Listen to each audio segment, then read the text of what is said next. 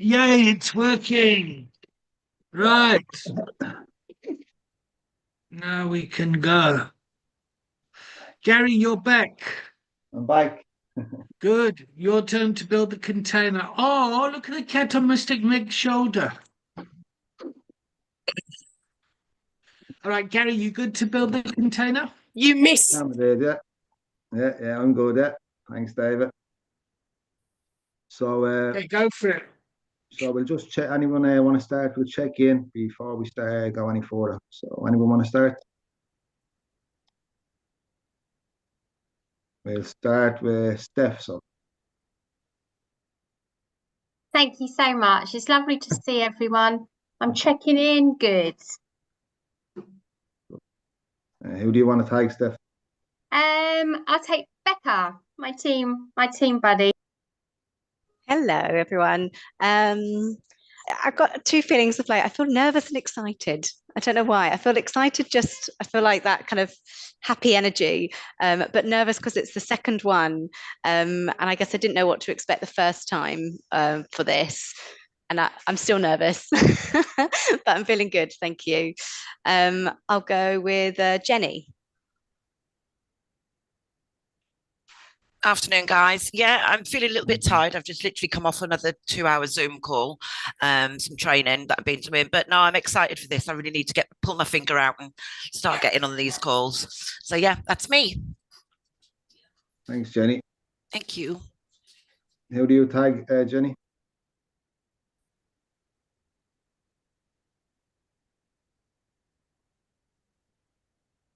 Sorry, Daisy, please.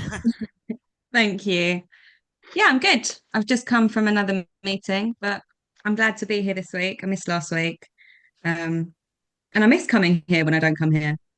So yeah, no, I'm feeling good. I'm happy to be here.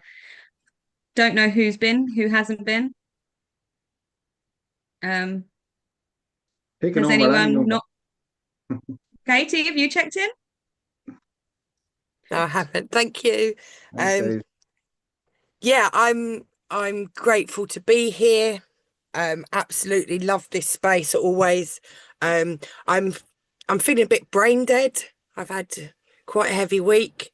Had to think and talk a lot. So as much as I enjoy talking, it's been rather a lot this week. So looking forward to today and mainly listening.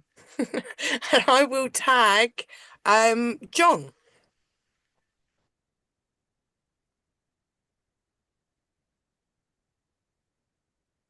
Hiya. Sorry for being late. My first time I've been on for a while.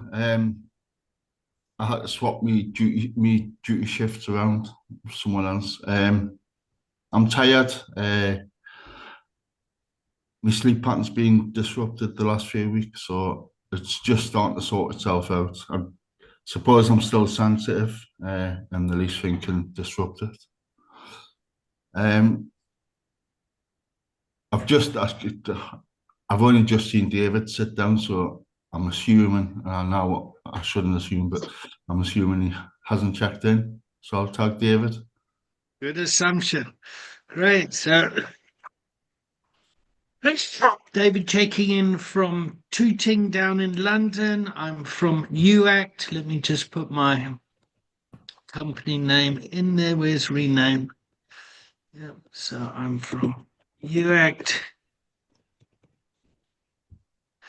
And I'm checking in. Yeah, I'm excited. I've also just come off another call. Thursdays is, Zoom, Zoom, Zoom, Zoom. It's my busy day. And yeah, but I'm excited and positive. I tag who hasn't been. Paolo. Thank you, David. Hi, everybody. Great to be here. Not feeling fantastic today, but really looking forward to the session today. Looking around. I don't know, Craig, have you checked in yet? No, not yet. Thank you. I'm checking in happy today. I say that for numerous reasons. I've just done my second group coaching for people suffering from gambling harm, and a lot of them checked in nervous and scared, and every single one checked out happy and hopeful for the future. So I'm really grateful to be in this position to give them that space and an opportunity to speak, because I would have loved something like myself back when I was struggling. So to give them the ability and the option to do that going forward fills us with great joy. And I'm going on an event tomorrow with the organisation, which is called Rise Up, and it's just about building resilience and stuff like that. So yeah, I'm in a really happy and strong position. Thank you. So I'm going to pass to Charlie. Thanks, Craig.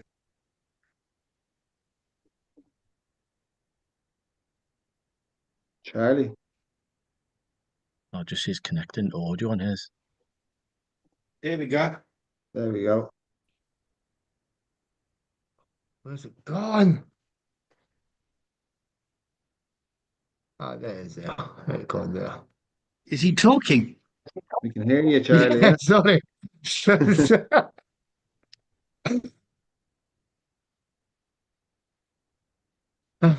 2 secs. I'm just caught in a call. Okay, Alright. no problem. There I am. Hey, Charlie. There I am.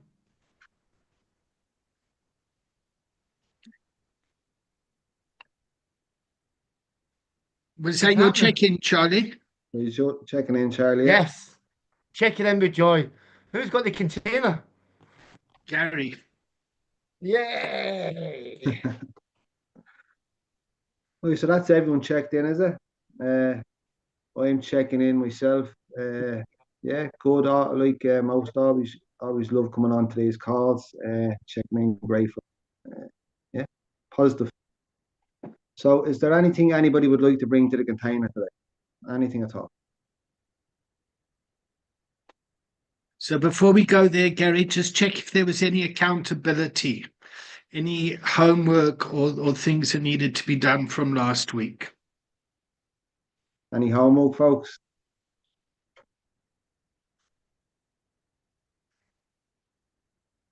No. Why not? We're always meant to be forwarding the action and deepen the learning. Yeah. I've done a few of the modules, if that's what you meant. Yes, I think that's what you were meant to do as the homework, wasn't it? To go over some of the modules. I've done the journey. I've done a couple of the journeys, like. Good for you. Good for you.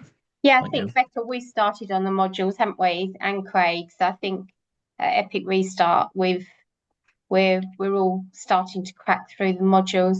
It's taken a bit longer, I think, because obviously, Craig, you're new into Epic Restart Foundation. It's all new to you, isn't it? And like with me and Becca, it's the same. And we're setting up a brand new national service. So, and same with you, Craig. So it's juggling and fitting everything in, isn't it? Where our focus needs to be. But we started it, David, I promise you. I think all three of us haven't we? We've started working our way through them. Is there just the 6 modules? So I think you've got access to everything. I think you've got access to the coaching, to the recovery wellness program, and the facilitators training. The one you need to be doing is a recovery coaching training. But from our side, we've had some troubles with the access to try and, restrict some access. So we've just gone, fuck it, just give it to everyone. So feel free to go through it all. But I think we started working through the modules. Have you? You have, Craig, haven't you? And you have, Becca. Yeah, I just got assigned some new ones the other day, actually. So I'm just working my way through them. And obviously, with us going on like a 5-hour train journey tomorrow, I'm gonna do a few hours on that now. So yeah, Craig, it was your fault. Everyone got access to everything because you phoned up. Because I'm too keen.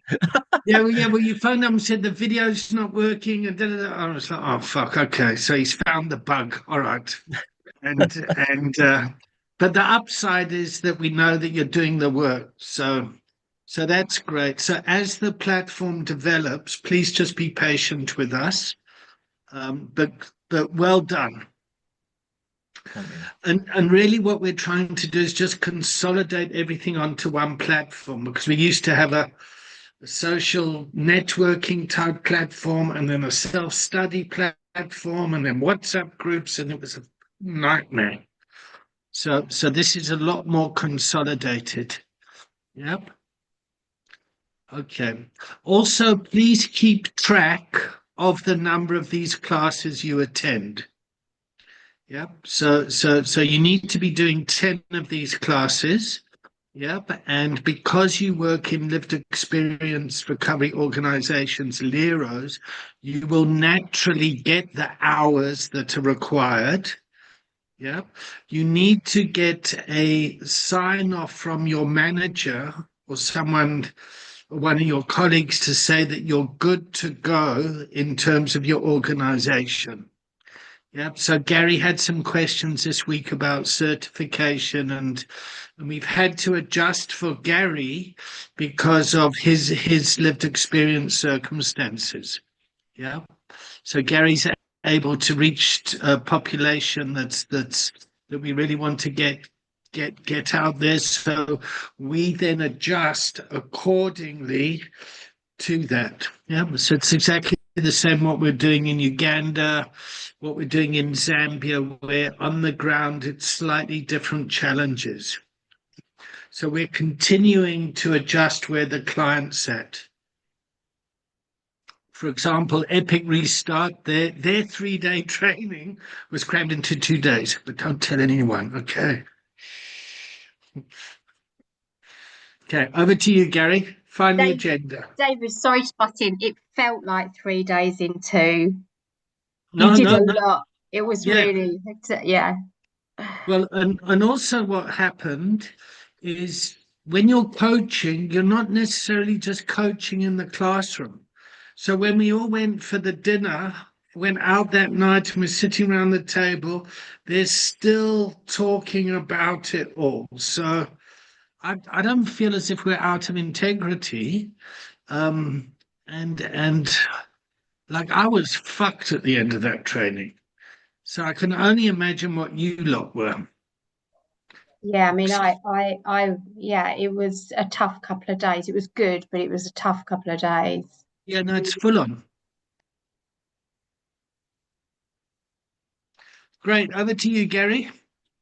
Thanks, David. So, yeah, so back to the container. Is there anything anybody would like to bring to the container today?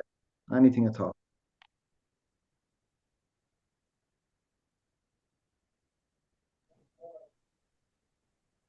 I'll bring something in if you like, everyone. Go ahead, Steph. It was quite interesting this week. So I had a new client that came in yesterday morning. No, sorry, yesterday afternoon, and she's going to be part of our participation group that me and Becca have put together.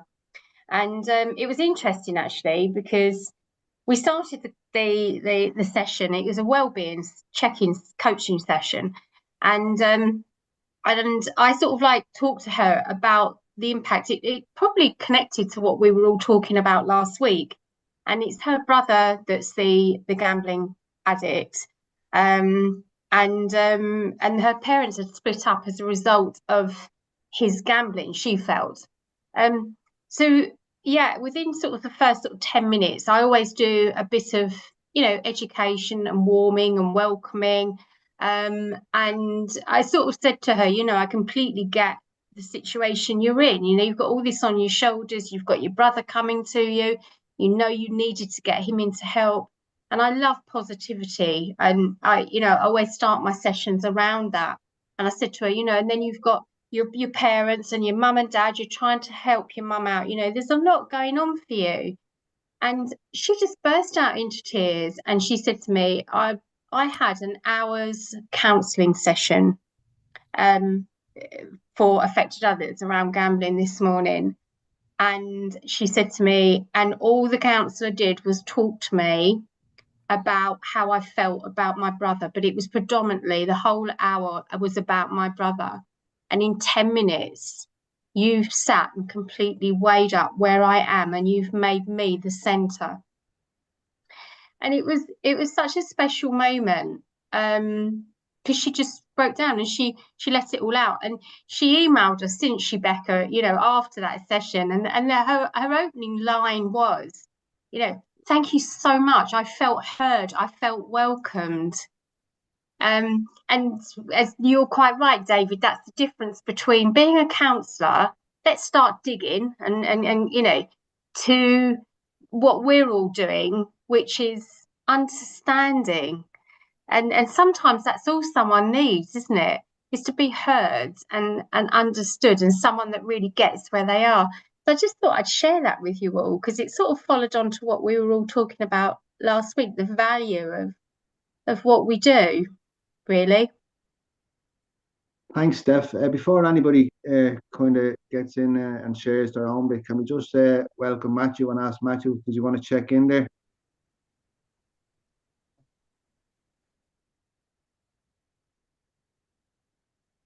We can't hear you, Matt. Matthew, can't hear you.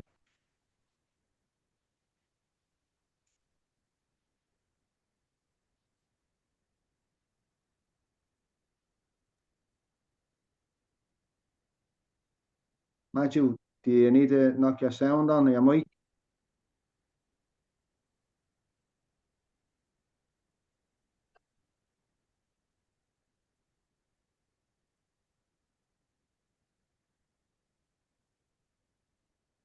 So while he's sorting it out, why don't you move on, Gary, and come back? You're doing a great job there, mate. Yeah, so if Matthew gets a chance and gets a sound sorted, we'll come back to him and let him check in if he likes. And so thanks, Steph.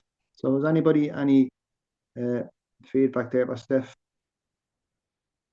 Or their own experience on it? So, Gary, I don't know if you could see there were some hands up. Yeah, it was just mine. It was mine. Oh, okay. I just wanted to follow up from what Steph said. So I had a call this week with a client, and her partner's also in recovery for gambling addiction, and the call was sort of heading towards the talking about the partner more than herself. And it was the first time that I'd sort of come into that sort of conversation, because obviously the one-to-ones are more focused about the individual. So I had to just learn on the job, I guess. And I was tempted to go down the rabbit hole, like asking, well, how did it make her feel? And, which essentially are probably good questions to ask, but I've got to remind myself that it's the one-to-one sessions for her and not for him.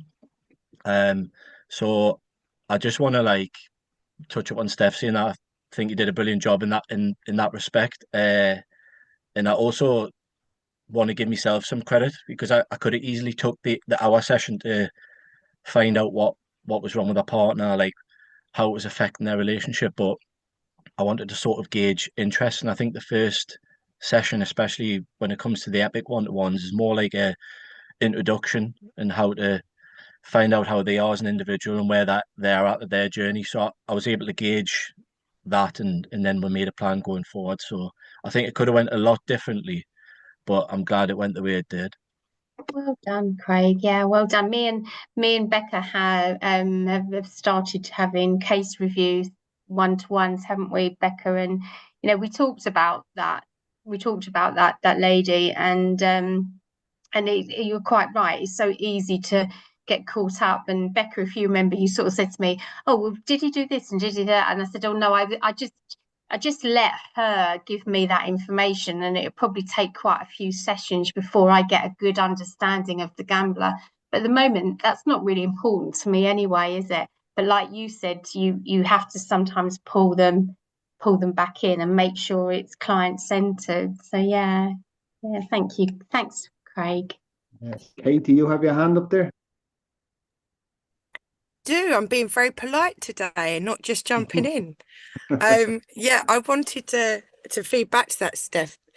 And I wanted to know, because I had a very similar situation, and I wanted to know if it makes you feel angry when these people come that have looked for help elsewhere from perceived professionals, and they don't actually receive the help that they get, because I know it makes me very angry. It made me very angry this week when I came up against that. someone who was desperate for help and hadn't had the input from professional, and it then comes to us, which is fantastic because we have that experience. But do I you get do. what I mean? Yeah, I don't tend to get angry. I get upset. I do a lot of campaigning in the UK for the affected others around gambling harm. It's something I feel really passionate about, and I can hear your passion as well. And it is upsetting because this should be available. This should be, available for all. And it is upsetting. In that situation, to be honest, I've just come to expect it. And she's been offered this 6 weeks counselling, as well as I do. She's going to come into Epic Restart with me, and she'll, Becca's wonderful groups that she's going to be setting up. So she's in the right place, and I know that in my heart. And it's the same with you, isn't it? But if I could have like 100 Steffies dotted and Becca's all dotted around the country, and we could have 100 cases set up, it'd be wonderful. Unfortunately, that's the frustrating part of what we all do, isn't it? There is some bad, greedy practicing that goes on, and it is upsetting for us as coaches, isn't it? Because these individuals deserve better. That's how I feel about it. Yeah, David, have I said something wrong? I've become quite political. I'm sorry. A good question, Katie. Yeah, but don't be angry, be upset. Yeah, that's what I'd say. It's upsetting. Yeah. Thank you. Just wanted So, your. So Yeah. do you think, I'll ask this question and I'll let you think about it, and then I'll ask David what we're kind of thinking about as well. Do you think when it kind of triggers us a little bit that, people are coming in and they're kind of telling us, oh, I'm not been trying to get help. We went here. That's like, because we will all know that struggle of kind of screaming out for help and feeling like we're not getting it. And also what Steph said, which I can relate to as well, was that girl, that lady, she just felt like she was hurt. So, them journeys you go on of going into places and maybe just feeling like we're not getting the attention or not being heard here, which is quite important to that woman. So, yeah, do you think that it's touching off personal journeys as well? Will is a thing about I that? agree, but I don't think it triggers me. I mean, that was No. just a bit more of a probing question. Do you know what I mean? But it activates me, like we talked about last week. It puts me back to feeling how I felt then. But then that actually gives me the impetus to do what I do better, if that makes sense. Yeah, it just puts more passion in what we're doing, doesn't it? But we recognise that there's a lot more that needs to be done, and we can only give 100% of what we're doing. I mean, the thing is, I know she's going to be offered 6 weeks of counselling, which isn't even going to touch what this poor girl is going through. And I'm just really honoured and relieved that she's found us. Because she'll have far more than that. Yeah, she won't be fixed in 6 weeks. I defy any therapist that believes that they can. And it's just a tick box crunching. That's what I believe, and that's where you start to feel a bit aggrieved. So I get it, Katie. I get it completely. David, you had your hand up a minute ago. So what I want to say is two things. One, the first thing I want to say is you guys are training to become professional, lived, experienced recovery practitioners. So basically that's about you're becoming a professional, mean you're getting paid to share your lived experience in a professional way to improve treatment outcomes. So it's not like somebody is paying for it. Maybe the coachee isn't paying for it, but certainly the organization that you're working for is paying your salary or something. Yeah. And the fourth sector that we're developing here is the lived experience sector, to take people's professional vocational experience and to turn that into an asset that you get a return on that investment by improving treatment outcomes. So we must be careful of when a patient comes along and splits us by saying that they're not getting the treatment that they need from their professional. Yep, they are getting treatment. It's not our job to treat them. We don't work with treatment. We're working with well people in wellness, and we're looking to support the relationship between the coachee and their medical practitioner, their counselor, or something like that. So yes, 6 sessions is short. Yeah, and sitting around talking about the feelings and all that sort of stuff had its place. However, what has been demonstrated here is how you were able to build rapport with your client, that they felt heard, whatever it was, and in the relief of feeling heard and wanting to tell you that, they basically slagged off their counselor. Yeah, and said, oh, my doctor's shit, it doesn't work, or my counselor's shit. It's a very seductive thing to get hooked into, but it's just part of the person's process. Yep. And counselors are trained in that space. Yep. Our training is very different. We are not counseling under the guise of coaching. Yeah. It's not like we are coaching, and it's going to take time for the world to understand what coaching is and what recovery coaching is, because of 100,000 reasons. So, Steph, what you've done really well is you've used your lived experience in a way to build rapport where this woman felt, oh my God, somebody fucking gets it. Yep. And as a result of that, the system is starting to shift and move. Yeah. But we must be careful. And it's a trap I fall into all the time. Those fucking counselors don't know what those fucking psychiatrists. Oh my God. Wow. I get caught in that as well. They've got their challenges and their domains. We're trying to work out what our scope of practice is, and to work out all the other recovery capital resources that would be supportive. I have said to her that obviously if she's having one-to-ones with me, and then she's also having counselling sessions, I don't tend to do that because it's quite conflicting for that very reason. So I have said to her, have a think about things, maybe have another counselling session, see how you feel after that. But the service is here for you. And we do the group sessions and stuff like that. And I think I reiterated that to you today, didn't I, Becca, about how, I just don't, for me personally, I don't feel that's professional, that if, she's having weekly counselling sessions, it's going to be counterproductive for her if she's doing work with me. So where this training is going to help you, Steph, is because you come from a counselling background, don't you?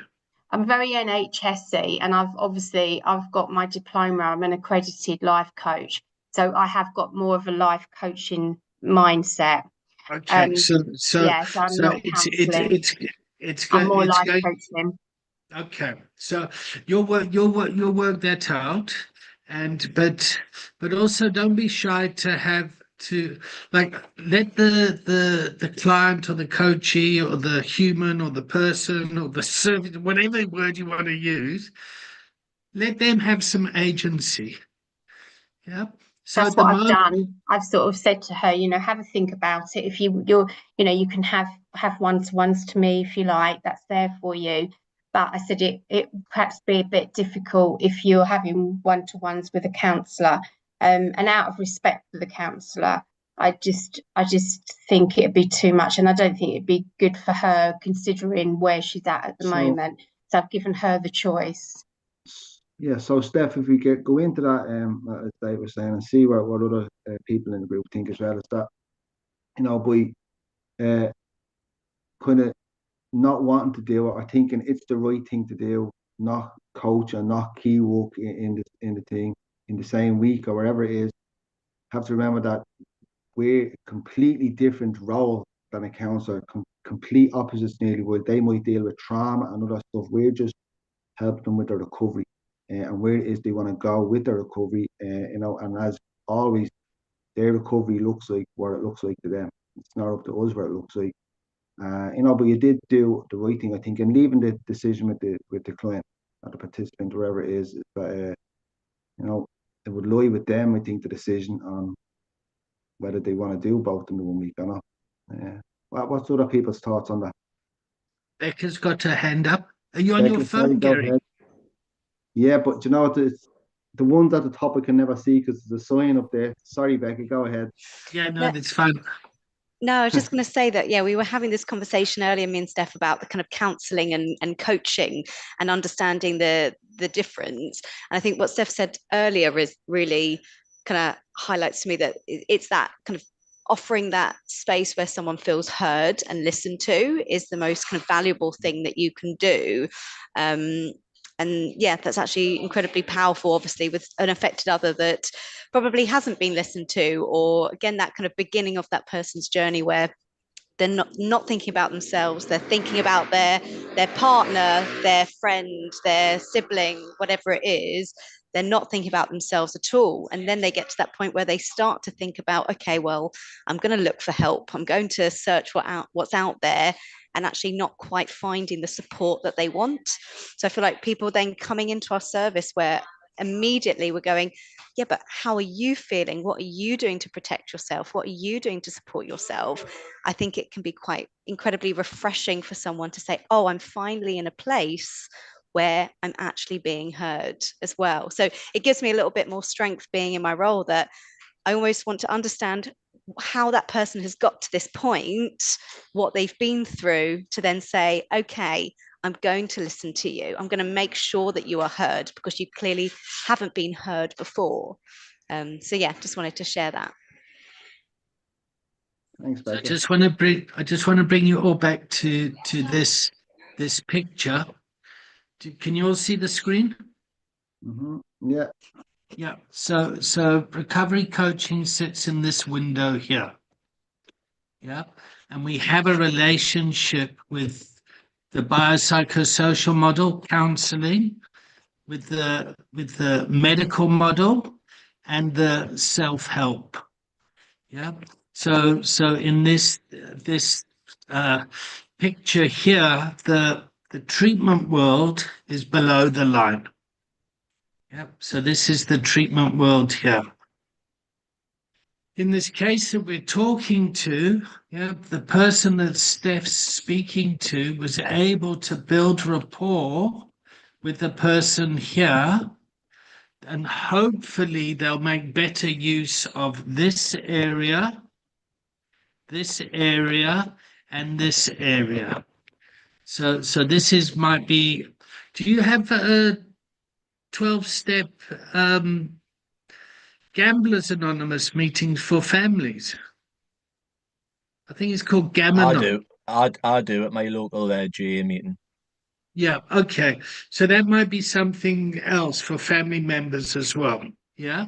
But you guys are developing your own support group, your own stuff in this area that you're facilitating. Is that correct?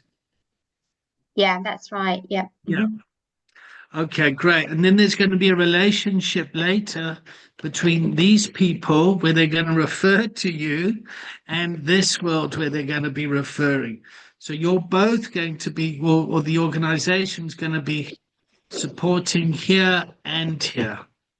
That's Does that make correct. sense? Yeah, total. Yeah. Yeah? Mm-hmm. Yeah. Do my esteemed colleagues agree? Yes. Yeah. Okay, the other thing, if I may draw one more whiteboard, is we got to watch out for colluding. Yeah. So can you all see the whiteboard? Yeah. So here you are as a coach. Yep. Here you are as a coach. And here's one client. And here's their relationship with somebody else. Yeah. And then you've got colluding. Yep. So, for example, if this was a husband and this was a wife, and I was listening to both of them, and the wife was giving him a hard time, yep, and basically criticizing him, I could start to collude with the husband, and then start to get angry because my wife was a pain in the fucking ass too, giving me a hard time. And I unconsciously collude with this person. Yeah. So what happens for me is when I start to get angry with the medical profession, I start to collude, yep, because I'm wounded by that profession. I'm wounded by psychiatrists. I'm wounded academically. I'm wounded by those clever people that think they know better than me. My wound comes into it and then leaks out onto the client. And then I'll say something like, yeah, those fucking psychiatrists, I don't know what they're talking about. What meds are they giving you? Yeah. Next thing, the person thinks that I'm saying they must stop their meds. They stop taking their meds. They go psychotic, and it's all because I told them to. Does that make sense? If that example makes sense? Yeah. Yeah. That's just made a massive in my head, because I know I'm absolutely guilty of that, of exactly that. So Is that's that what just that been a noise massive was? fucking wake up call Yeah. for me. Okay, Yes, great. thank you. Thank you for owning that, Katie. That's brilliant. Yeah, my enthusiasm has caused so many mistakes in my life. Oh, enthusiasm combined with naivety. Oh, that's a dangerous thing. Okay. Back to you, Gary. So yeah, thanks, David. So anybody else have a get that? You know, as Katie does, it's nearly like fucking colluding because you might have your own opinions on people or counsellors or psychiatrists.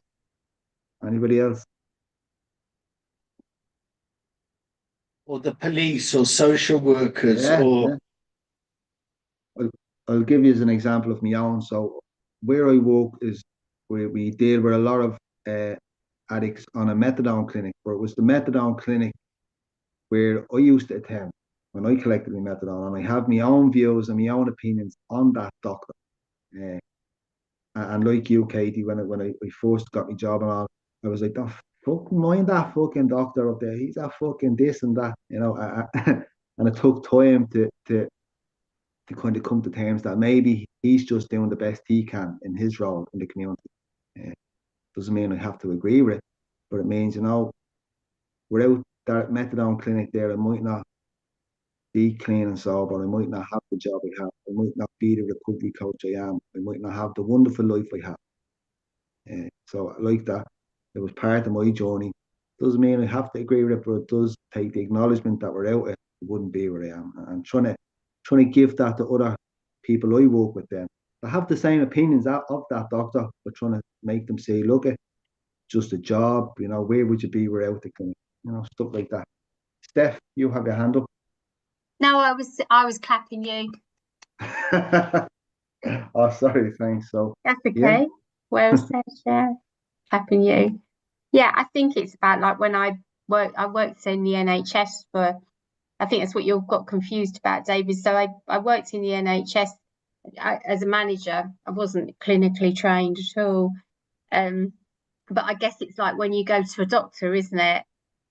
Or, you know, that when I worked at the hospital, like, you know, some staff preferred one consultant to another. I think in all aspects of treatment, and you always have that. You can have different experiences with different people, can't you? I think that goes with the territory. Some people practice differently to others. It's all to do with the result, isn't it? Because I know that this particular charity where she'd gone to see this counsellor, they are very good counsellors and they're very experienced in addiction. So yeah, but I just believe that she's going to need a bit more than the 6 weeks. That's my gut feeling as a professional. But I think, yeah, some it's respecting others, but understanding, I guess, that everyone treats people differently, don't they? You know, to see that all the time in the NHS. You know, get second opinions, or I'm going to go and see that doctor and this doctor. I suppose it's the same philosophy throughout, maybe. Thanks, Steph. What about you, Daisy? You have well, how do you feel about stuff like that? Doctors or counselors or whatever it may be, that are kind of personal views that you might have, but learning how to not project your personal views and stuff. Or clear. Yeah, I mean, I have a lot of personal views about doctors and therapists. I'm not going to get into that, otherwise we're going to be here all day listening to me rant and rave. But no, I mean, professionally, when I'm speaking to service users and things, I still, you know, encourage them to seek support from therapists, and I'll offer to refer them on and things like this. But at the same time, when I do that, I do, you know, try and manage their expectations a little bit, because sometimes I think people come in and they're like, oh, I want referral to the mental health service, and they think that they're going to get all the help that they need, and they think that, you know, a good lot of talking therapy is going to solve all of their problems and things. So I do try and explain to them, you know, that this service might be able to help, but they can only help with X, Y, and Z. You're only going to have so many sessions. And then you're going to have to go, you know, I try and explain the whole thing, because I think people they expect quite a lot from a lot of services. And, you know, as I'm sure everyone's found, you don't get the help that you want. You get the help that they can give, and that's fair enough. But yeah, a lot of my referrals to clients come with this managing of their expectations. And also I try very, very hard to be diplomatic and not project my dissatisfaction with these services onto them, because, you know, they are hopeful, and it could be great for them. It could work really well. They could, you know, have a great experience with them. So I never want to dissuade anyone from trying. I think that's the biggest thing. So yeah, I just kind of shut my mouth a little bit and smile about it, mainly. Thanks, Daisy. How about you, Charlie? Yeah, there was a couple of things come up for me actually. I wear a couple of hats as a sponsor in AA. I wear a kind of teaching, a mentor hat, where we take the sponsees through the 12 steps. And then in the coaching role, I've learned I know nothing. I know absolutely nothing, and I go into my coaching role, with that your perspective that I don't know anything, and I take it from the client or the individual, and I follow them along in their path. So it's a couple of different hats that I wear, and then you know, and would I dare talk about recovery capital in AA? They would think I was going fucking bonkers, if you've relapsed, you're back to day one. Where in recovery coaching, I'm finding out about the culture of resilience. Do you know what I mean? So if you've got them in a 1 day or 2 day, that's capital under our belt. That's 1 or 2 really clean days that we are sober.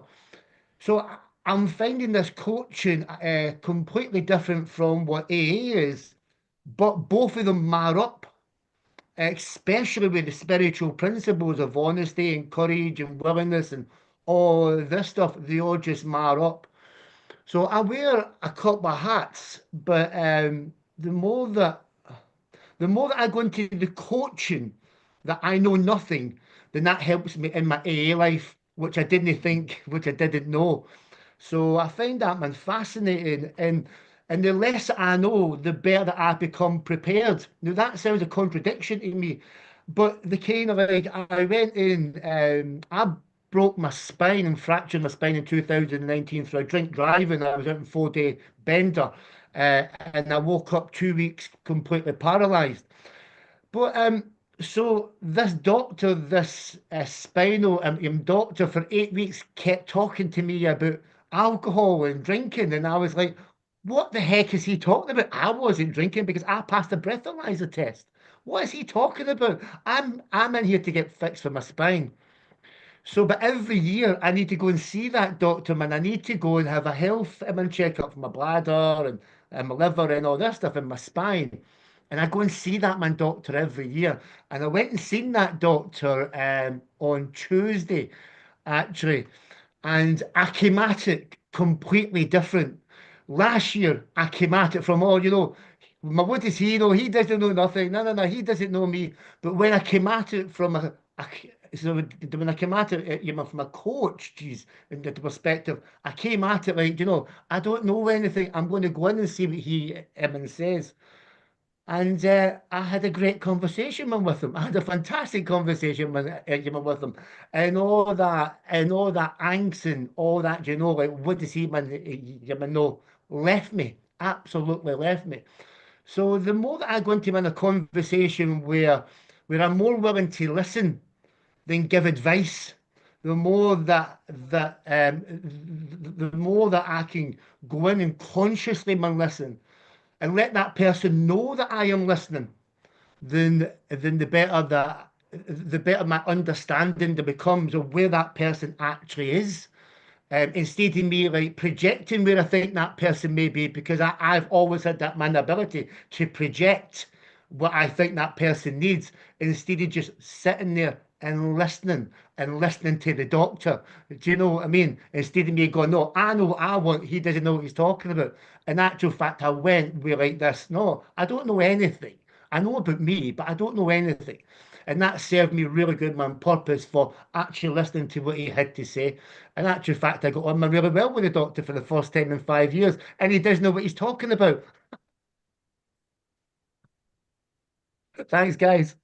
Brilliant chat. So kind of what I was taking from that, Charlie, is whether it's AA, recovery coaching, doctors, psychologists, counselors, all together is best practice because we kind of need them all at certain stages of our life or certain times in our life. That I really like that. That's brilliant, Charlie.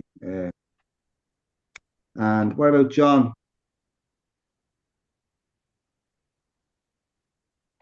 Is John there?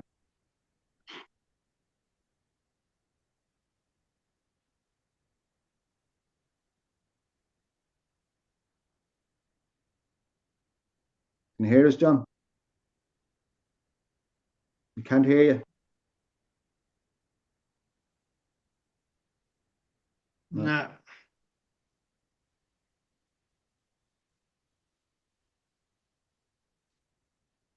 I think the headphones are broke. I can hear you, but I mustn't be able to speak. Yeah. What was the question? So we are talking about, colluding and kind of passing our opinions on maybe it's doctors, maybe it's psychiatrists, counselors, and how we best practice that with working with people as recovery coaches. I'm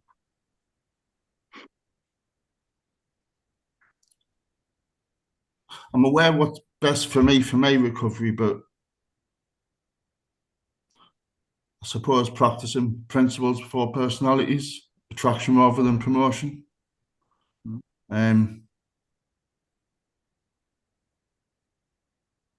Just guiding people rather than.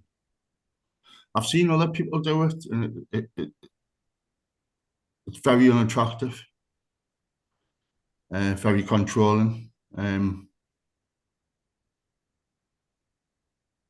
suppose I just see myself as a guide.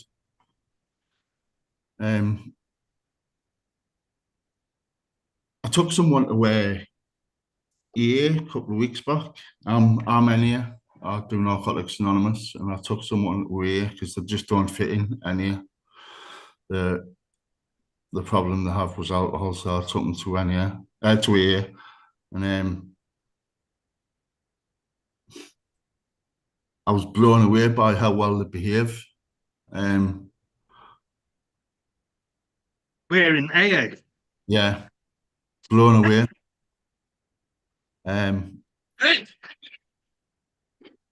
So there's problems in my fellowship and any disruptive behaviour, vaping, talking when other people are sharing. This meeting I was at, it was just none of it whatsoever, and it just blew us away.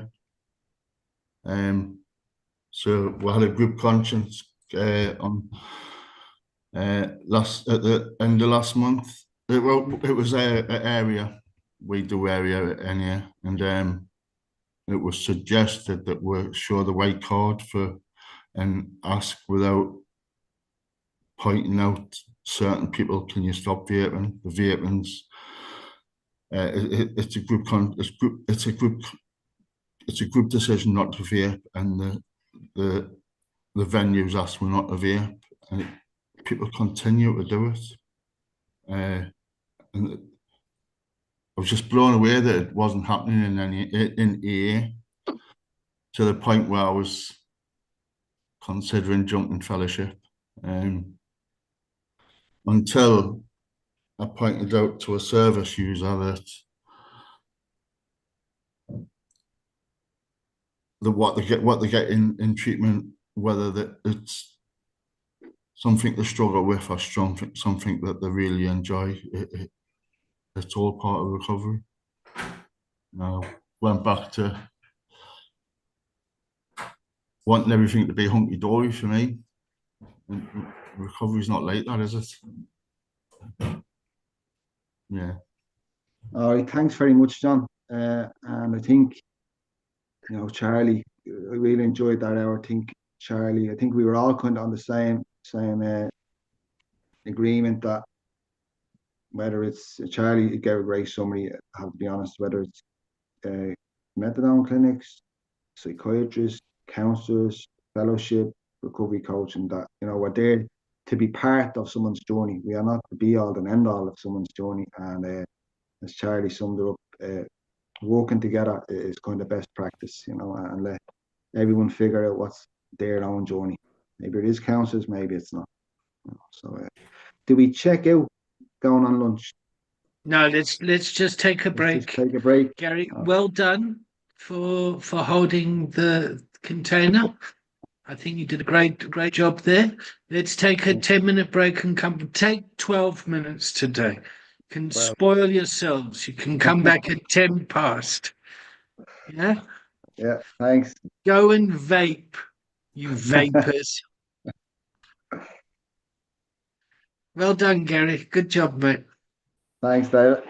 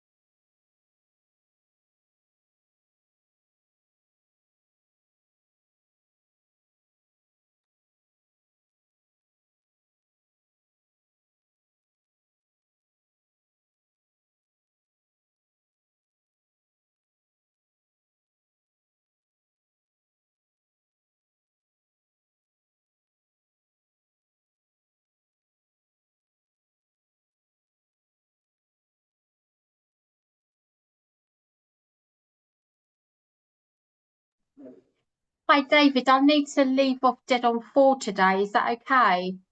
That's fine. Is that okay? Yeah.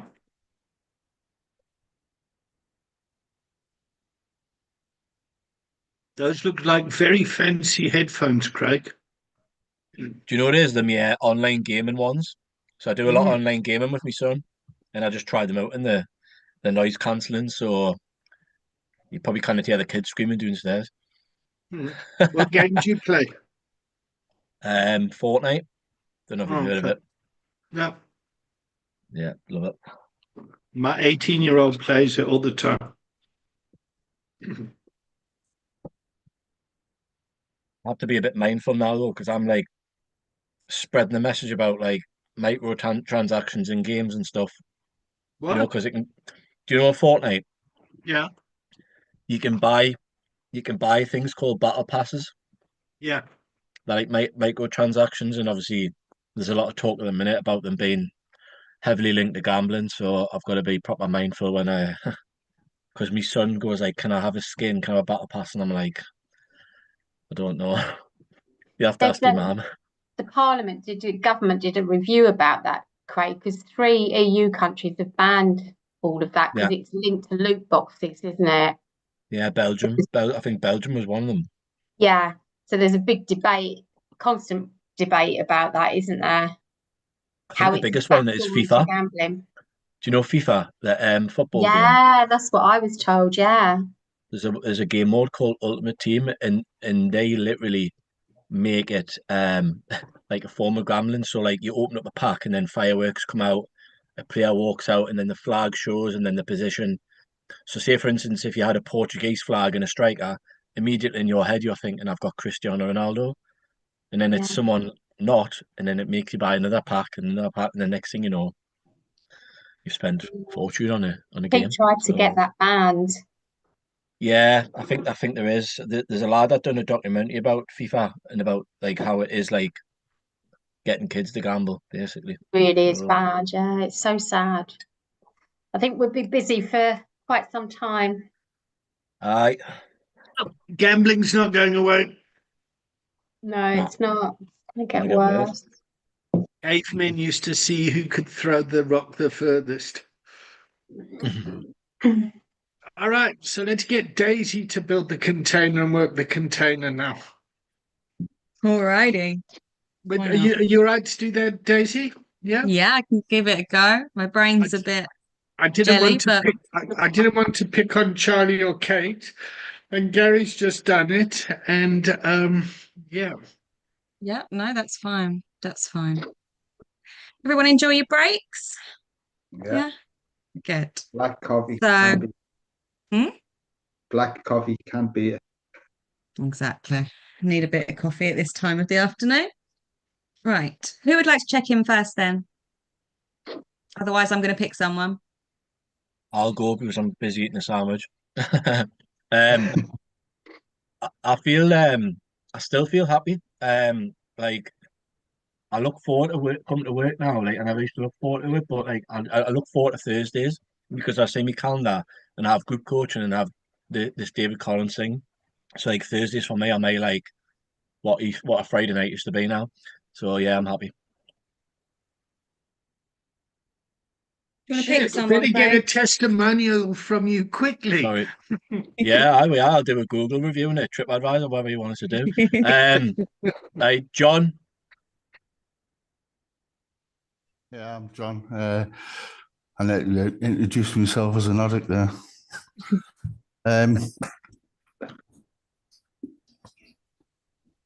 Been feeling sorry for myself, a little bit of self-pity going on. My sleep pattern's been massively disrupted. I put my dog down a few weeks back and I've never slept since. And it's only the last 3 days.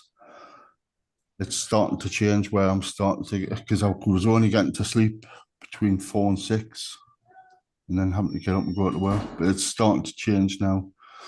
And when this has happened in the past, it's when it starts to change, it catches up with us. I'm all right when I'm not sleeping properly, but when I start sleeping properly, I start feeling really, really tired. privilege problems. I wouldn't have this problem if I wasn't in recovery. And as I'm seeing it now, I'm just grateful that it's starting to change. I'll nominate Steph. Yeah, I'm still feeling good. I'm feeling strong, actually. I'm not going to let anyone burst my bubble, my Steffi strong bubble. And I think the more I do this course, the stronger I'll feel about that. So yeah, I'm feeling strong, but I'm aware that sometimes people like to burst bubbles. So I'm feeling quite confident within myself. Does that make sense? Well, it does to me. Do you want to pick someone, Steph? Sorry, I'm going to pick you, Daisy. Okay, cool. No, brilliant. Yeah, I'm feeling good.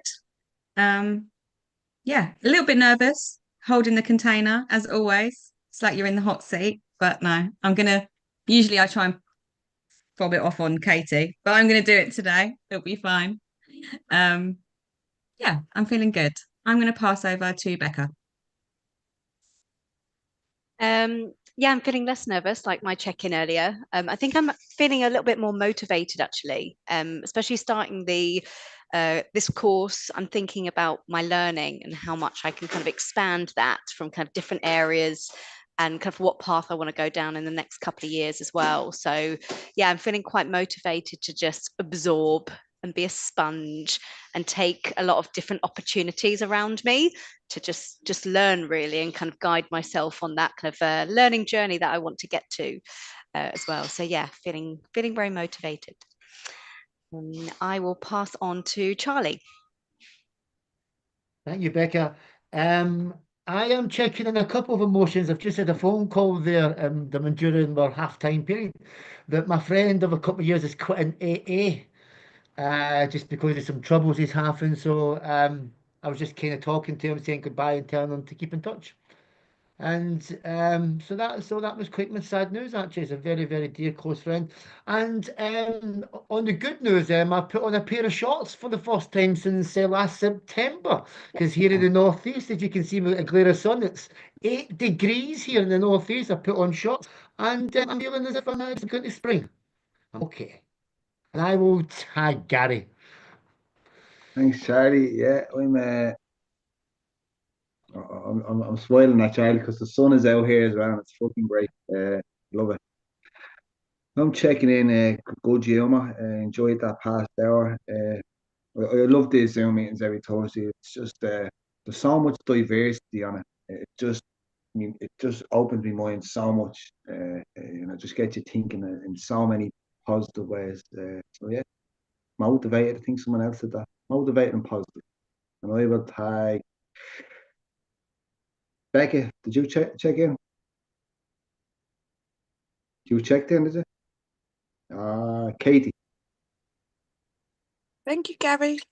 Yeah, really enjoyed that first session. I think you held that container really well, Gary. It was really, really good. I'm feeling, yeah, I've got a couple of mixed emotions. I'm feeling motivated.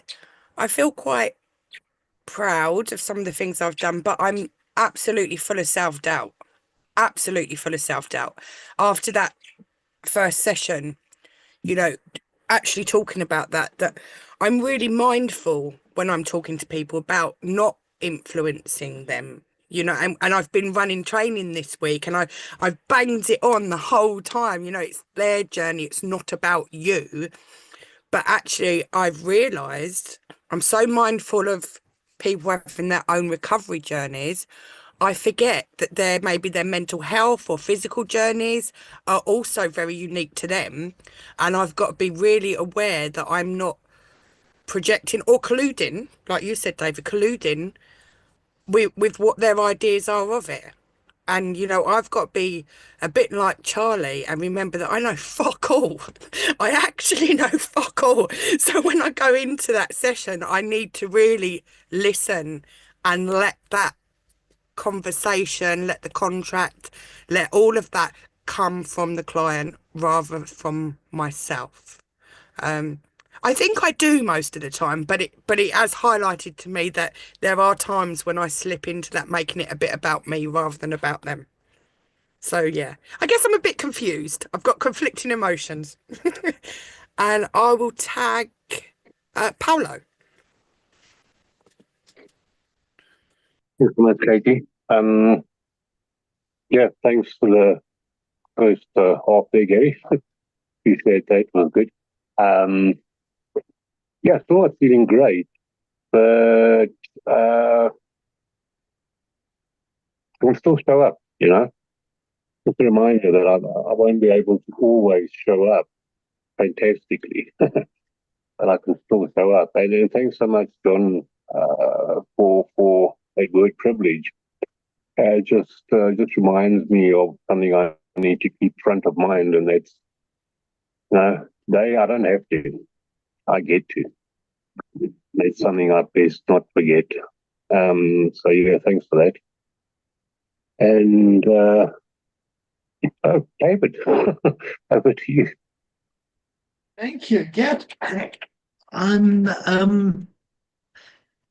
I'm enjoying this. I always get a bit anxious when people drop off, but it's really nice to see people stick around and getting value out of this. I enjoyed the first half as well, and I'm looking forward to the second half with Daisy. Over to you, Daisy. Thanks.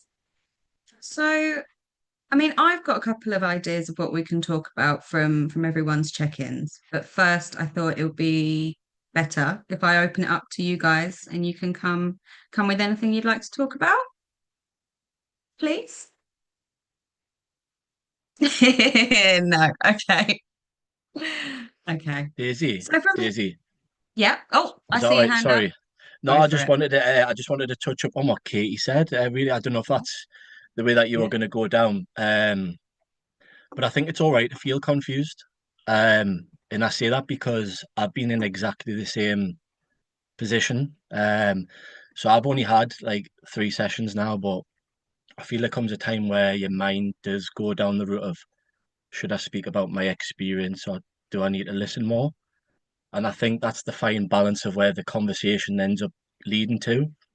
Um, and I think I just want to touch up on what Charlie said before the break about knowing the difference between like mentoring and coaching. I think this sort of aligns into that, what Katie was saying. And I think early doors when I was mentoring, I guess, I used to just like spew on people's. And when I say that, I used to just talk about what I've done and what yous need to do. And I would only listen for like maybe 5 minutes at the time because they're coming to me for help. Whereas like now I've learned in this coaching role that in fact I probably only need to talk for the 5 minutes and just let them speak and let them have that space. So I think it's probably opened up my eyes this session. I think every session does, and I think I always take something from it. So yeah, Katie, I just want to, well, from my personal experience anyway, I just might want to say to you that being confused is okay because I'm confused too. So thank you. Brilliant. Thank you for sharing that.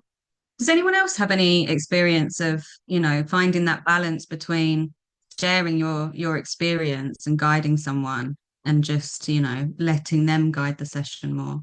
Does anyone have any, experience doing that or finding it difficult doing that? I'm John. I'm assuming me speaker's working now. Yeah. Me widget because it wasn't working before.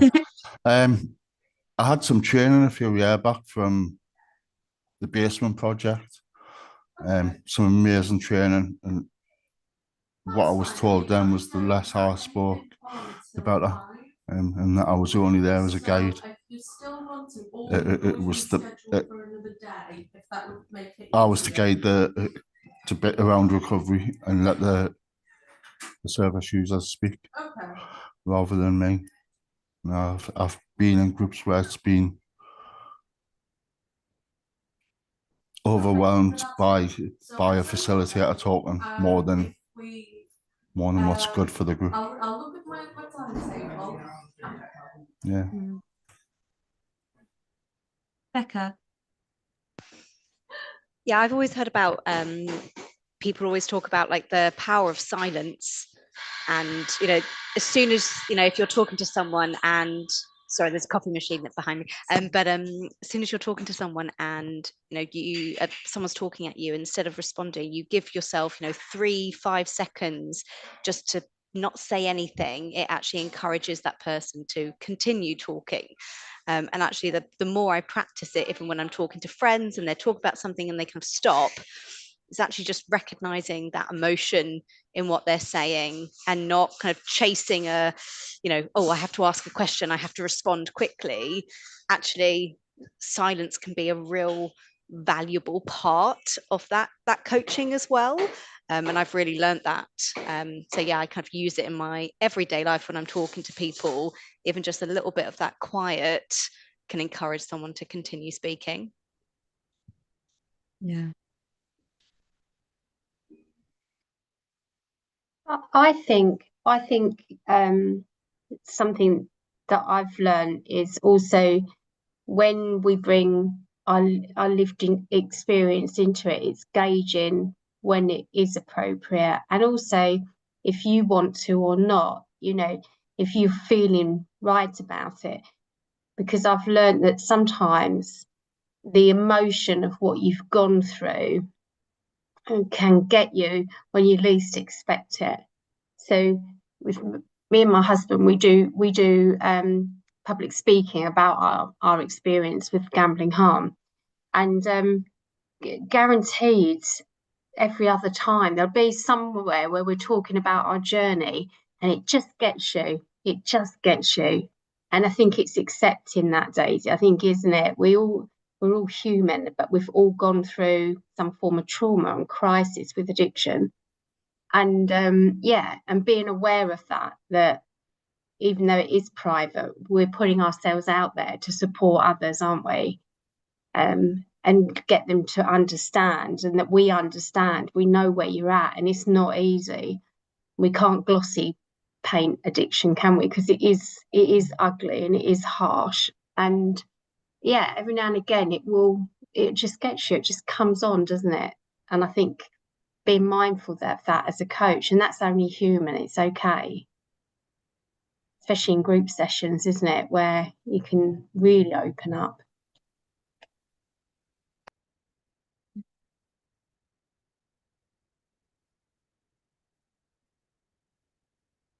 Gary, do you have anything you'd like to add to that?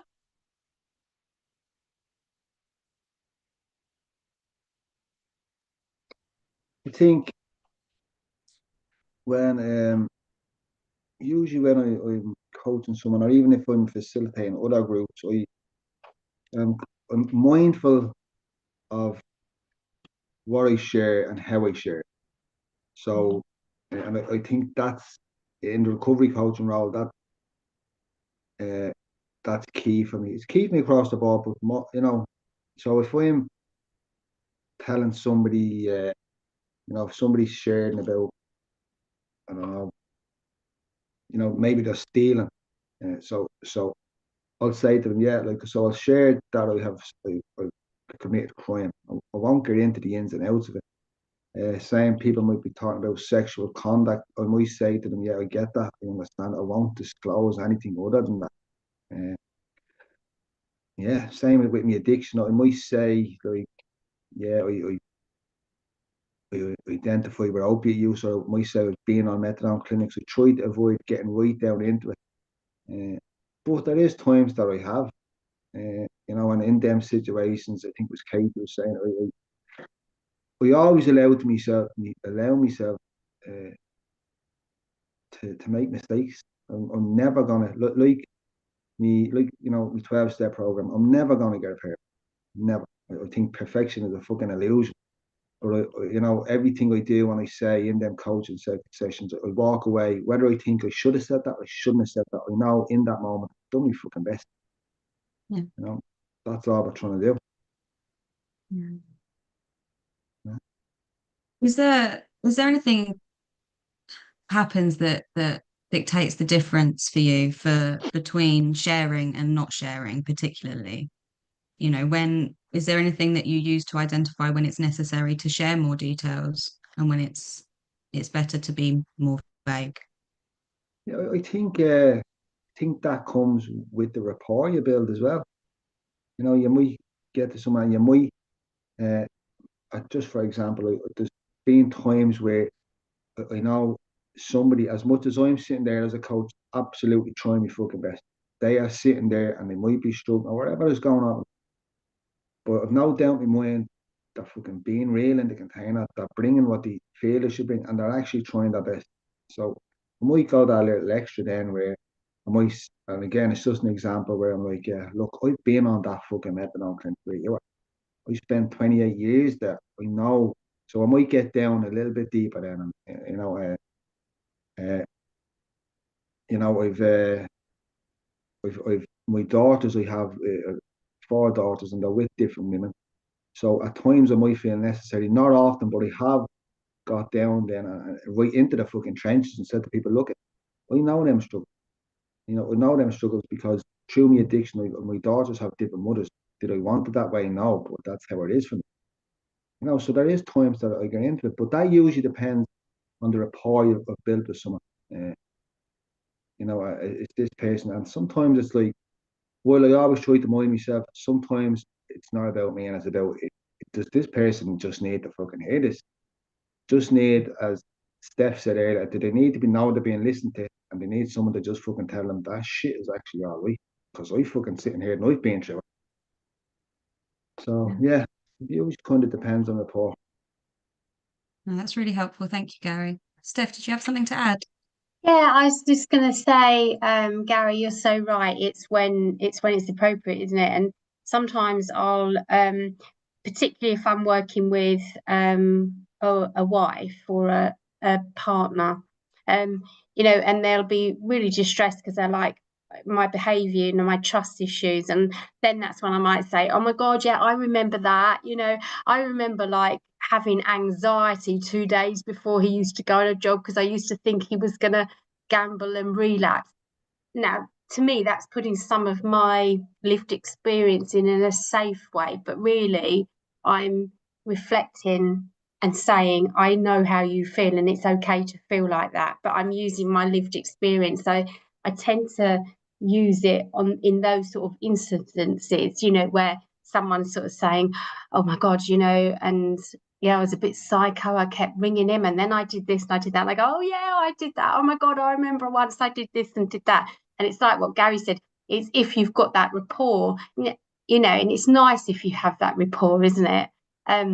Yeah, and what you're saying is I relate to that, and it's okay to feel like that because I was like that. And then that puts the client completely at ease because it's like, well, I can't be going mad because, Steph's a life coach, so she's got a bit of credibility. She knows what she's talking about. I don't know if I do, but do you see what I'm saying? So it's about that being relatable. Like, yeah, it's okay. You do go a bit nuts. It's great. It's that's what it is.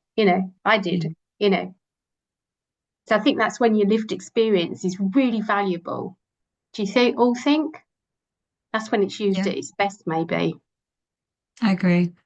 I think it's great to use it to reflect how they're feeling and kind of reassure them that they're not the only one, because that's part of it as well, isn't it? Lots of people feel like they're the only people that have ever gone through this and they're one in a million, but the reality is lots of us have very similar experiences, don't we?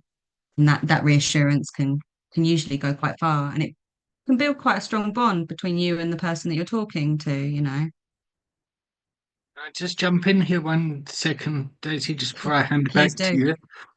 So one of the advantages of sharing lived experience and one of the disadvantages of it is you get something called trauma bonding, where people bond through a common war story, a common trauma.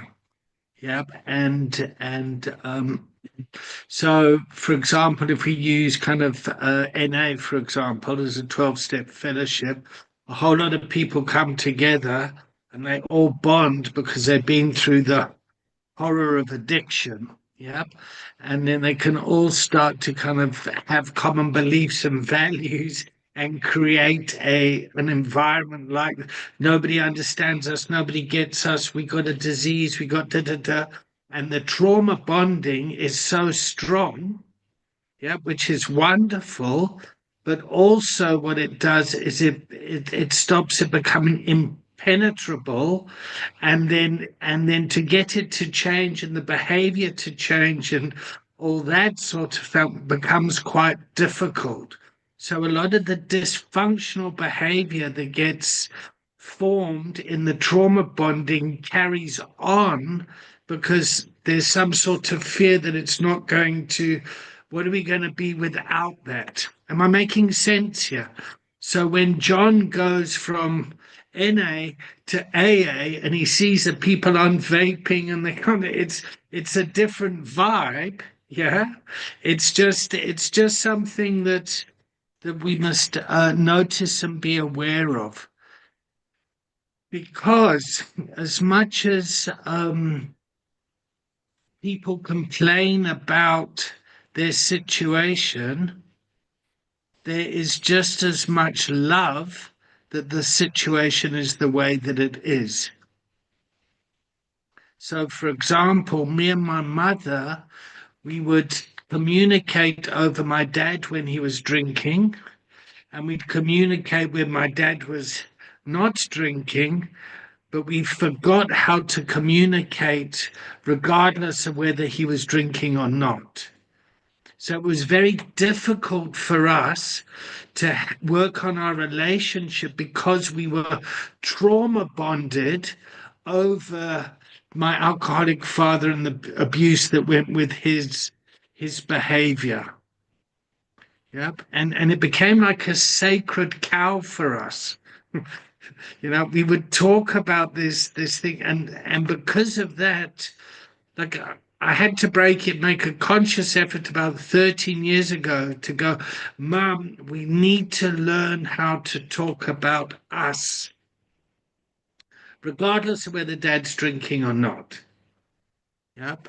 And yeah, so we needed to learn how to get a life without the drama. And I think a lot of people in recovery, they talk about their using days, then they get into recovery, and then everything's about fucking recovery. Mea culpa. Like I'm guilty of that myself. I've got to learn how to fucking live. I'm so involved in my kokorozashi and doing this work that I neglect my kids. Like I think about this all the time. I don't really have weekends. You know, thank you. Back to you, Daisy. Thank you. Does anyone want to add anything to what David said? Maybe any suggestions on how you do change that dynamic and stop focusing on the drama, on the addiction, and move forward without forming that kind of trauma bond. Charlie, I see you've just unmuted yourself. Yeah, yeah. I was just listening to the conversation there and just having a wee think about what everyone was saying. And just for me, man, personally, I've found that, especially coming into recovery coaching, that I'm still finding my authentic self. What, whatever that was previously to recovery coaching, I didn't have a clue. But the more that I've come into recovery coaching, the more that I've been able to find me and find my authentic self. And I know for a fact, if I can bring my authentic self into any conversation or any predicament, whether it's counseling, coaching, whatever, I feel as if I'm safe. Because I know my authentic self comes from an authentic place. And as long as I know that I'm coming from an authentic place, then I feel not probably 100% secure, but I feel authentic that I'm there, I'm doing it, I'm listening, I'm on board, whatever man I've got to do. And that to me has been the pièce de résistance of what I've found from recovery coaching in AA. Now, I love AA and I would never tear AA a man down. But I found one fear for another fear. Now, the fear of AA was like someone I went into recovery and I stopped my drinking. And then, as David Collins was speaking, I found trauma bonding. And then I was in the fear of relapsing. Go to meetings and do not drink. Go to meetings, go to meetings, go to meetings. So I bonded in this trauma. That's what I actually did. And I remember sitting there in an AA meeting and feeling fear of relapsing. And that fear felt the exact same fear as when I was out in the madness. The fear was just fear. So for me, going in and finding my authentic self of who I really am, what's the golden line that runs through Charlie? What's Charlie's values? Because what I didn't also know as well is that my values changed and have changed during recovery. So my values now, my top one is learning. I love to learn. My second value from that is spirituality, and it was unconditional love. I found where when I went into recovery at the start, I just wanted to be reliable. I wanted to be reliable, and I wanted to show up. That's what I just wanted to do. But now I've shifted, I've flowed and I've shifted with these three other values that now have shown me like a different authentic self. So my values flow, and where I am now, I've got these three different values, authentic self. And I know that if I'm authentic to myself with these values, with whatever system I'm going to go into with the coaching, as Katie rightly said, I know fuck all. I know absolutely nothing. And when I go into that with that mindset, where do you know, I got this from David Collins, and I use this where I used to think, like, so if we use the mentor and the mentee was here, so mentor, mentee, sponsor, sponsee, but in actual fact, in the coaching role, I'm here and the client's there. So I come at it from a more humility, a more humble role that I know fuck all. I'm going to be learning. I'm going to be learning from the client, the sponsee, the mentee, instead of me going, oh, I'm in the pedestal who's going to be learning from here. So the coaching role has taught me that as long as I come in from an authentic, humble self, that I'm going to be learning. And when I come into that, my vision, and I bring my authentic self into it, as you can see, I get passionate. I get passionate about this. I get passionate when I talk about this. Yeah, I just wanted to bring that in, and I thank everyone for what you have said, because it's all great stuff. I get passionate. I Thank get you, passionate. Charlie. You are. It's great. It's great. Craig, you had something to say. Yeah, it was just to touch on what David and Charlie have both said, really. And if I'm honest, I'm going to be open and honest because I suppose this is what this container's for. But I've been so focused with my job and helping others that I probably haven't been helping myself past few weeks. I used to go in the sea quite frequently. I used to run a lot. Used to look after my health, my fitness, and I think all the things that I'm probably telling others to do, I'm not doing myself. I'm so like focused on wanting to be the best coach, or like not the best coach at the company, but just the best coach as I see in the mirror.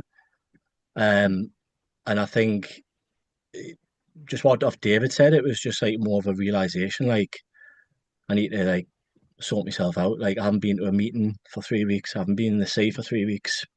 And I'm running a big race. Like next week, I'm running 33 miles, and I've done next to no training. Um, so like it's one of them. Like I know that I've got it in us to do it. Like it's just the way I am. Like I'll do it if I have to crawl, but it's just I've neglected myself. And like I said that I wouldn't, but I guess I didn't fully know what it entailed until I've been in it. When I was a plumber, I used to just do my job because it didn't require any thinking because I'd done it for so long. I'd come home, I'd do my routine, and then now it's the other end of the scale. Like there's a lot of thinking, and like Charlie said, like I'm down here, I'm learning from them, and when it gets to like 4:30, I'm ready to fall asleep. And it's just like I know that it'll pass like anything. And I know it's probably totally different from what we're meant to be speaking about here, but I just thought it was really relevant to the conversation we've had with David, and I guess I just wanted it out there to the universe because then after this weekend, when I go on the work trip, I can finally get some routine, I think. Well, that's great. Thank you. I can completely relate as well, just so you know. I think it's really common, especially in our kind of industry. You put your heart and soul into your clients and everyone, and you kind of forget that you also need to take care of yourself, you know. So thank you for that. Steph, you've got something you want to say? Yeah, I was just going to say I completely relate, but I learnt the hard way with it. And I just felt, coming to Epic Restart Foundation, I've got a brilliant team with Becca, and she needs the best I can give her. The charity needs the best I can give them, and the clients need the best I can give them. So I have Fridays off. Today I'm logging off at 4 o'clock. I don't want to, but I've done 3 10-hour days, and I I I have put strong, firm boundaries within myself. My family know that Fridays is date day. It's all about my gorgeous husband, and it's our quality time. It's time, yeah. He has all of me on a Friday, and I love it. I look forward to it all week. Because it's so easy, isn't it, to get caught up in all what we're doing. And so I put that boundary within myself, as hard as that is. But I do not want to log off at 4 o'clock today. I have got bits to do, but it's time to switch off, Steph. And it's hard to do, but I think having those boundaries within yourself, because if not, I won't be able to deliver and support and be the colleague I need to be as well. It has a knock-on of domino effect, doesn't it? Yeah. No, it's great you can put those boundaries in place.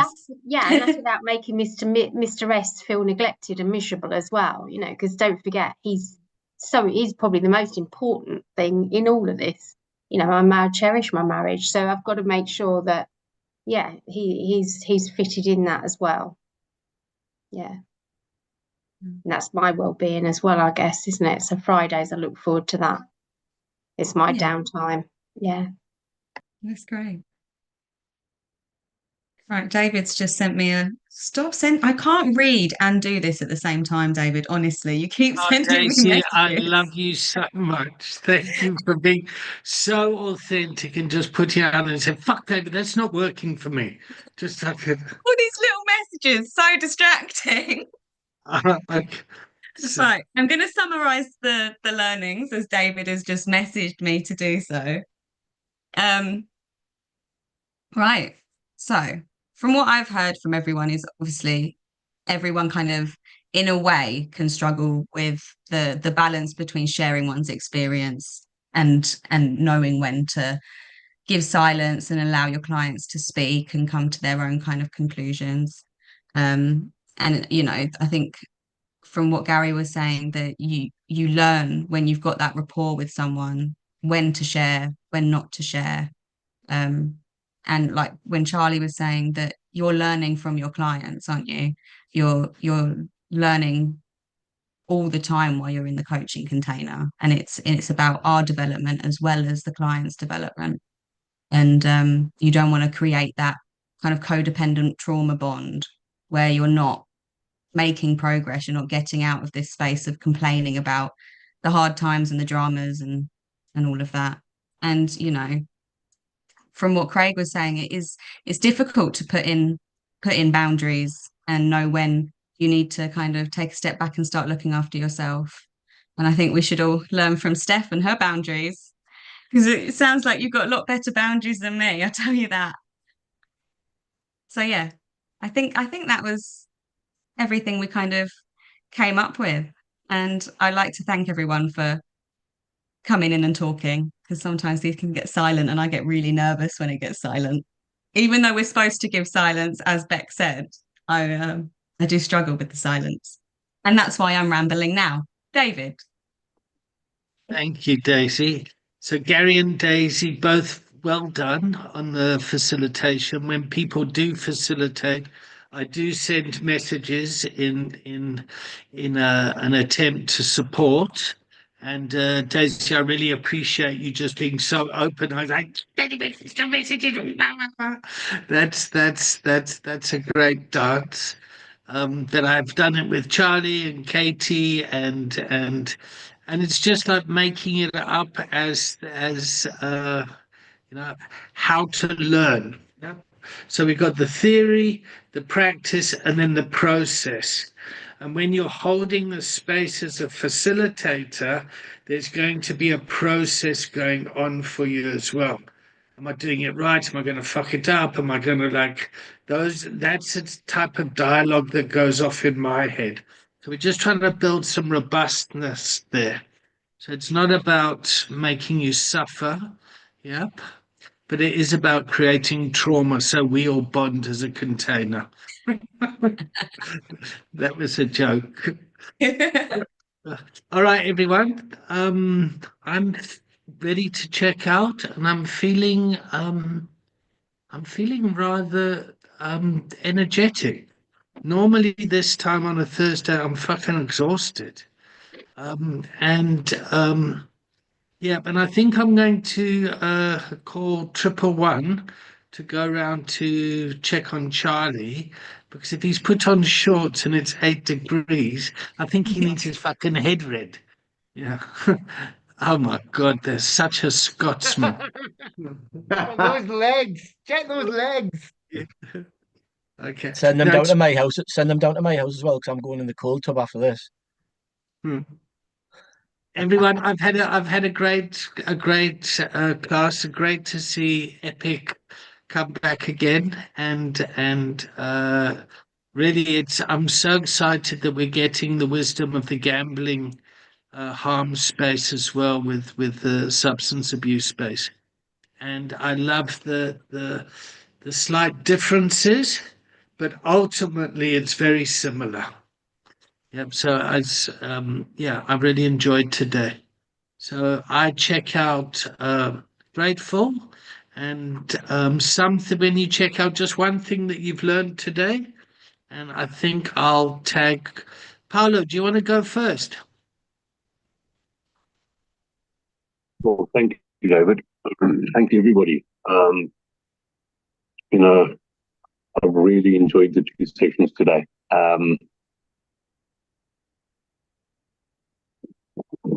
Suppose my takeaway for today and what I've learned is that with time, my ability to listen correctly is improving. Slowly, but it is. And that's great, actually. Don't feel like I need to do so much work.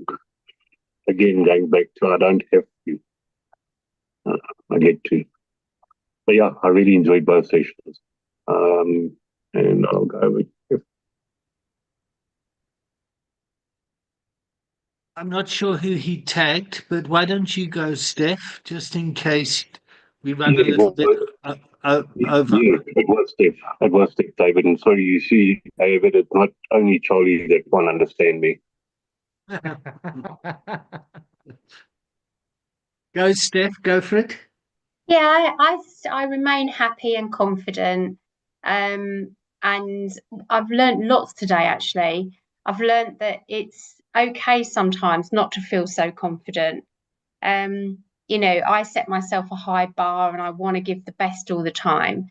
And I love the honesty in this group.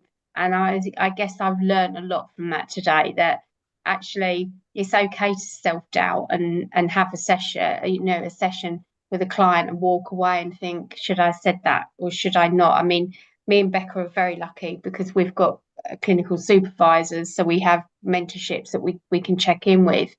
And it's made me realise how valuable that is. And me and Becca also have our own wellbeing check-in. It's just reiterated that we're all quite vulnerable and we're not, I'm not perfect, and that's okay. It's okay to get it wrong sometimes. It's okay. That's me. Are you taking Steph? Oh, I'm so sorry. I will tag Gary. Thanks, Steph. Yeah, I'm checking out. Yeah, I'm still in great humour. Really positive humour today. coming on this meeting and going for a run now on the grass. Yeah, that's my day. Kind of learned myself the importance of, regardless of my views or my journey, that we're walking alongside psychiatrists, counsellors, treatment centres. We're not walking against them. We're not trying to undermine them. We're actually walking alongside them. Yeah, and also the importance of I think you yourself said at the start that just being fucking listened to. So yeah, that's all some people need, to just build a rapport with them instantly. Just want to be fucking listened to. So yeah, another tag, Becca. I'm feeling quite restless. I feel like I've been sitting down for a while, and I've got another workshop at 6 till 7 tonight. So I feel like I need to just jump around for a bit. But yeah, today was really good. I feel like the first thing I want to talk about is the kind of trauma bonding as well, because I've heard it before and I have don't really think about it. But Steph and I were talking about this, how affected others, we're very connected. We've got that kind of special bond, and we are bonding through a trauma, a similarity, but also there's a difference as well in all our experiences. And I guess it's made me think, and I'll reflect more about it, how we never want to use that as a crutch and kind of define ourselves from the trauma that we've had.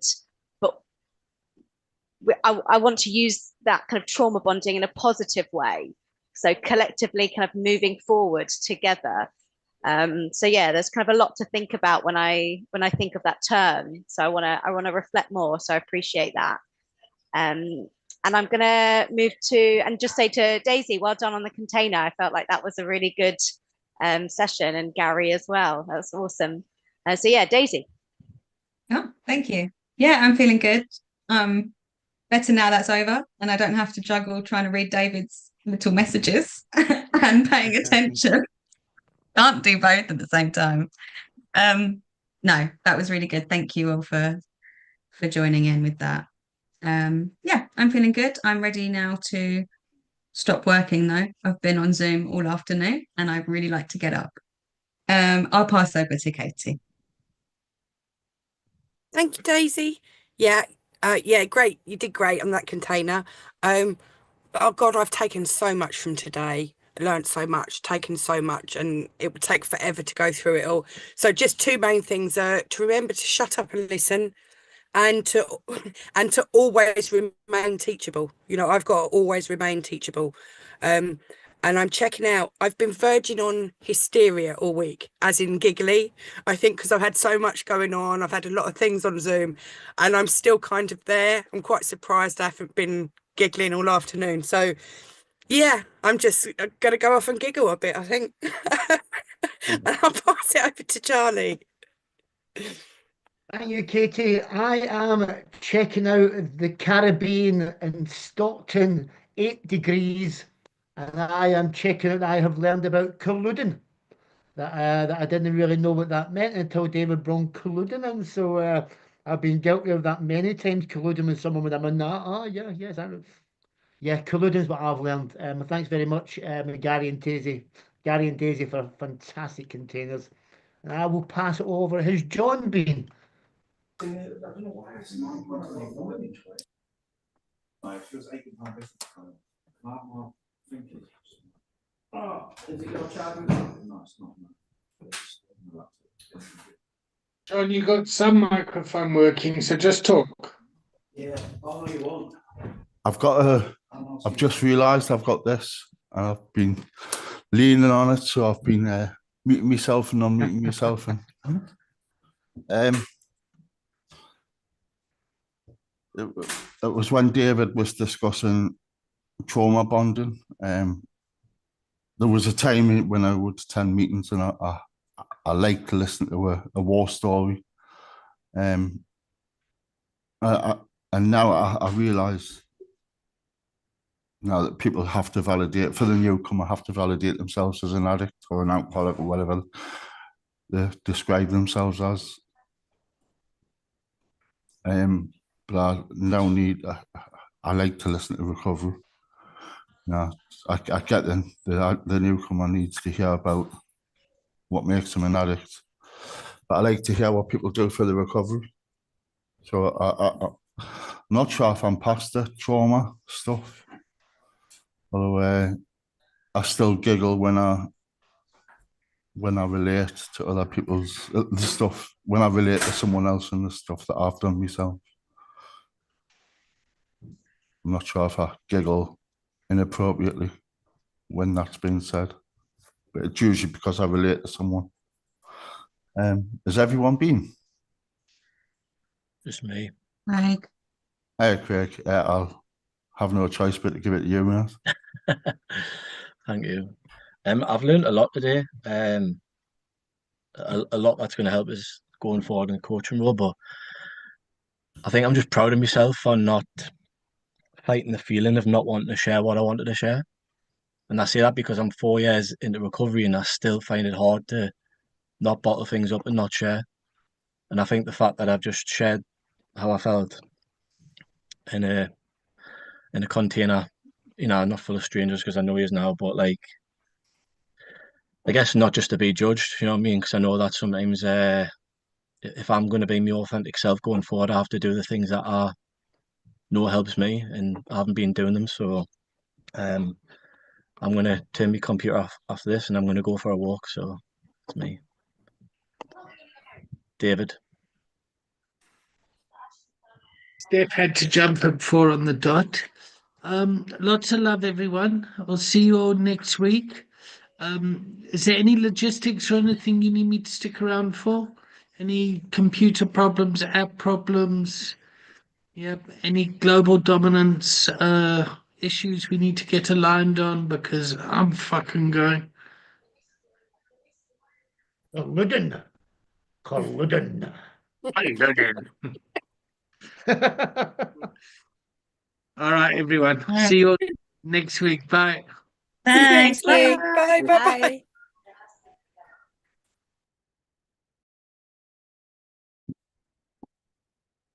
See you, Gary.